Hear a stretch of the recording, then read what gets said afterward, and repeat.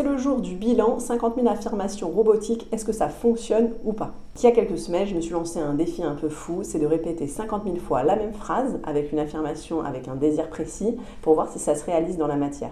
Et je vous fais cette vidéo 100% honnête en vous expliquant ce qui s'est passé pour moi. Donc tout d'abord, j'avais écrit dans ce livre, ma manifestation souhaitée, c'était ma chaîne YouTube est monétisée. Sachant qu'à ce moment-là, je venais d'ouvrir une autre chaîne YouTube que celle-ci, parce que celle-ci, jusqu'à présent, avait été consacrée à l'anxiété, le TOC, la déréalisation et tout ça, la santé mentale. C'était un peu une niche et j'avais envie d'en créer une autre avec des vidéos manifestations, astrologie, des choses qui me passionnent, la spiritualité, le bien-être et plein d'autres sujets. Et je trouvais que ça n'avait pas sa place sur cette chaîne-là. Donc quand j'ai vu la vidéo passer, 50 000 affirmations pour manifester ton désir et tout ça, je me suis dit, tiens, c'est le bon moment, tu as une nouvelle chaîne YouTube, on va faire le test, est-ce qu'au bout de 50 000 affirmations, ta chaîne est monétisée? Donc là, je publie ma vidéo sur mon autre chaîne et je commence les affirmations. Je suis à fond dedans les premiers jours. 2 premiers jours, c'est l'euphorie. Je suis en boucle, ma chaîne YouTube est monétisée, ma chaîne YouTube est monétisée. En plus, c'était un week-end. Je commence presque à en faire un mantra. À la fin, je suis là, ma chaîne YouTube est monétisée. Je me dis, mais c'est rigolo, l'expérience, elle est fun, ça va vite. J'en suis déjà à 6 000, 7 000, 8 000. Donc, c'est le début. Comme au début de l'année, là, comme tu as les résolutions, tu es à fond dedans et tout ça. Et après, vient la redescente. Et la redescente, elle a été super dure. Déjà, j'étais ultra fatiguée. Je me suis dit, c'est hyper mauvais au niveau de la santé mentale, en fait, parce que ça m'a créé de l'anxiété, des maux de tête. Donc, j'ai fait un peu une pause.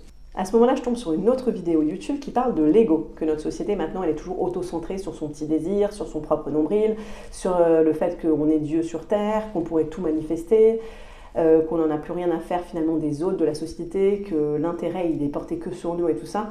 Je commence à avoir cette vidéo qui résonne énormément. Je sens une honte monter en moi en me disant mais t'es vraiment qu'une merde avec tes petits désirs tout pourris d'influenceur à la con là, alors qu'à la base t'as une chaîne, je dis pas qu'elle est mieux, mais elle avait une valeur en fait on va dire assez noble d'aider les gens par rapport à ce que j'ai pu vivre dans le passé. Donc vraiment c'est la honte qui remonte, la honte de ma part incarnée, la honte de mes désirs humains.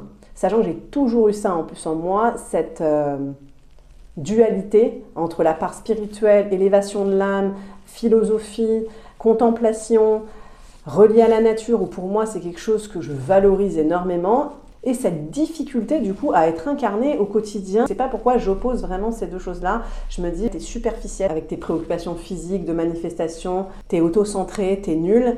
Et le fait de faire les affirmations, ça m'est arrivé en pleine figure et ça m'a permis de travailler dessus. Donc pendant 2 jours, j'ai travaillé sur moi, j'ai écrit, j'ai essayé de voir ce qui n'allait pas entre les deux. Et je suis arrivée à la conclusion qu'il fallait bien que j'accepte que de toute façon, j'étais un être incarné. Je ne suis pas un ange ou quoi que ce soit. Je suis incarnée sur cette terre. Il faut jouer le jeu de la vie sur terre.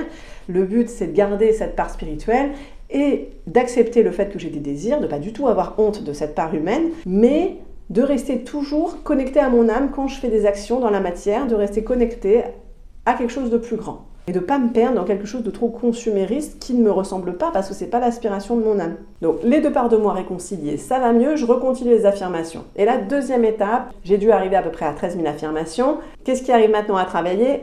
La peur d'être vue. J'avais créé du coup une autre chaîne, je voyais que j'avais pas énormément de vues sur cette nouvelle chaîne, donc ça a commencé le jugement de moi, je suis pas intéressante, quand je parle ça n'a pas de valeur, j'arrive pas à me mettre en avant, je suis nulle, je vais devoir faire ma vidéo de bilan, ma manifestation n'aura pas lieu, je vais me taper la honte. Donc il y a eu tout ça qui est remonté d'un coup. J'ai dû retravailler sur ça pendant 2 ou 3 jours, à me rassurer, à me dire que la communication, des fois j'avais des difficultés à exprimer mes idées, mais que c'était quelque chose que je pouvais travailler, que derrière ça il y avait des capacités. Pourquoi tu te prends la tête avec 2 chaînes? De quoi tu as peur? Oui, j'ai peur que les anciennes personnes qui me suivent par rapport au TOC et à tout ça, ne me retrouve pas comme avant, n'ai l'impression que j'ai changé, me juge, se disent que maintenant ce que je veux c'est commercialiser des trucs, c'est être à la mode, c'est être une influenceuse et tout ça, j'ai peur de leur jugement. Donc vraiment j'ai dû travailler en profondeur là-dessus et me dire, tant pis, la question est, est-ce que tu aimes partager? Oui, ça m'amuse. Est-ce que tu partages parfaitement? Non, mais on apprend. Est-ce que tes anciens abonnés vont te juger? Peut-être certains, mais tant pis, ils sont juste pas alignés avec ton énergie du moment et te bloque pas. Arrête de vouloir te mettre dans une case, une niche. C'est ça qui m'empêche de créer, de vouloir continuer à faire avec le passé. Je suis plus la même personne, ça me fait plaisir de continuer à aider, mais j'ai pas envie de communiquer que autour de ce sujet-là et c'est ok, c'est ta chaîne, elle t'appartient, c'est ton travail, c'est ta personnalité. Donc t'as pas à t'obliger à quelque chose par rapport au regard des gens. Donc là, décision, arrêter cette nouvelle chaîne que j'ai créée et remettre les vidéos que j'avais faites récemment sur cette chaîne-là, où j'ai déjà 2000 abonnés, où les gens me connaissent avec ma manière de parler, ma manière d'être, où ils savent que je suis authentique et tout ça. Et c'est surtout plus simple pour moi à gérer plutôt que d'avoir 2 chaînes. Je continue, donc ma chaîne YouTube est monétisée sur cette chaîne-là, là actuelle. Et après, 3e blocage qui arrive, mon rapport à l'argent. Je me disais, la honte. Tes anciens abonnés justement te connaissent pour être une personne qui est dans le cœur, qui partage des vidéos comme ça spontanément et qui n'est pas à la recherche de commercialisation de quoi que ce soit. Donc là, il a fallu que je travaille sur le fait de m'autoriser à vouloir, dans un futur, vivre potentiellement de l'activité de créatrice de contenu qui n'enlèverait rien à la valeur de ce que je partage. Et vraiment, c'est un travail compliqué à faire autour de l'argent quand on est des personnes qui partagent autour du développement personnel, de l'aide à la personne, de la spiritualité, parce que les deux, on a appris qu'elles n'allaient pas ensemble et qu'à partir du moment où de l'argent était mis en jeu, quand on partage autour de ces sujets-là, il y a une crispation parce que la personne devient tout de suite manipulatrice, essaie de prendre l'argent de pauvres personnes, vit grâce au malheur des gens. Donc il y a toutes ces croyances-là à enlever. Et je me suis dit, qu'est-ce que toi tu veux et pourquoi tu le veux? Pourquoi tu choisis cette affirmation? Ma chaîne YouTube est monétisée, qu'est-ce que tu veux réellement? Parce que la monétisation YouTube, c'est rien du tout. Une fois qu'on est monétisé, en gros, on peut gagner 10 euros, 50 euros par mois de publicité. Donc c'est pas ça qui va me faire vivre. Clairement, je vais garder mon autre travail. Qu'est-ce que je veux réellement? J'aimerais être créatrice de contenu, en tout cas au moins à 50% du temps. J'aime partager. Je ne sais pas pourquoi ça me nourrit. Pourquoi YouTube d'ailleurs? Pourquoi je ne suis pas sur d'autres réseaux? Je ne suis pas sur TikTok, je ne suis pas sur Instagram.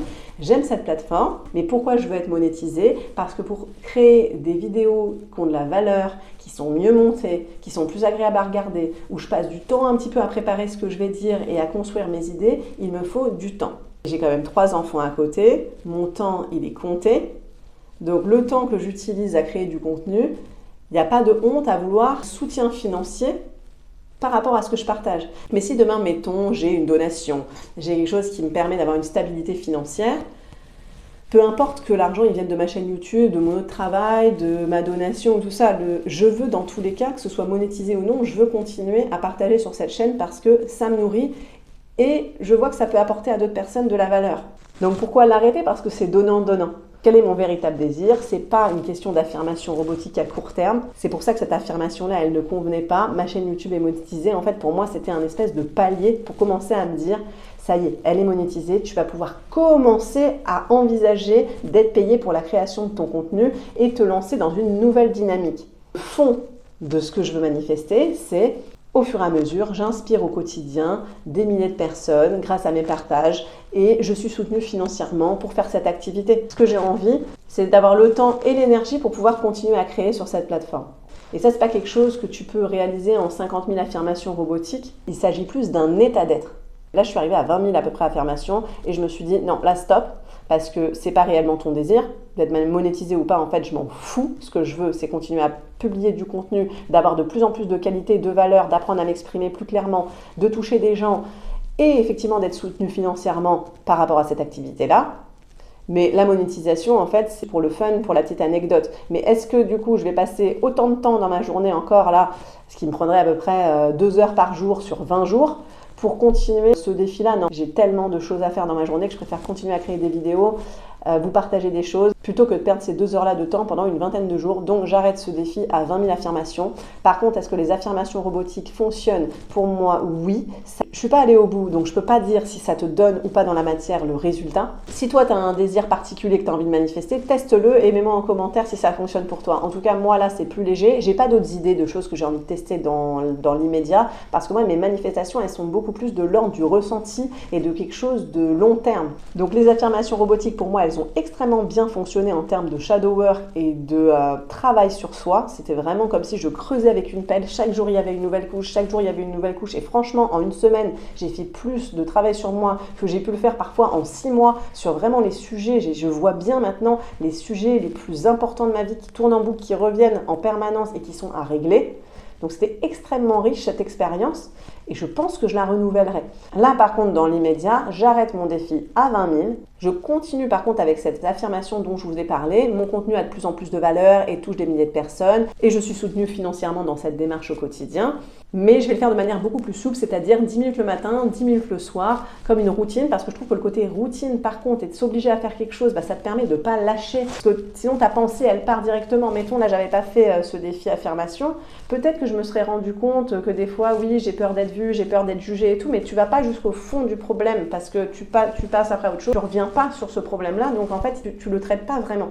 Alors que là, ça m'a permis vraiment de prendre le taureau par les cornes, on va dire, et de regarder jusqu'au bout, parce que je voulais pas lâcher, parce que j'avais cet objectif devant vous d'arriver à la fin de ce défi et surtout d'avoir quelque chose à délivrer. Je me suis engagée dans quelque chose, je voulais le terminer. Alors je le termine pas parce que là vraiment ce serait stupide et de la perte de temps personnelle. Ce défi, ça a été hyper bénéfique pour moi, ça m'a permis de me reconnecter à mon âme, d'avoir beaucoup plus de clarté et d'être beaucoup plus alignée, chose que je n'avais pas du tout prévue. Moi je pensais que ça allait être très binaire, j'ai réussi ou j'ai pas réussi et finalement c'est beaucoup plus nuancé que ça et j'ai énormément appris grâce à ce challenge. Donc n'hésitez pas vous à me dire comment vous avez vécu ce défi-là. J'espère que ça vous aura inspiré et je vous dis à très vite. Ciao!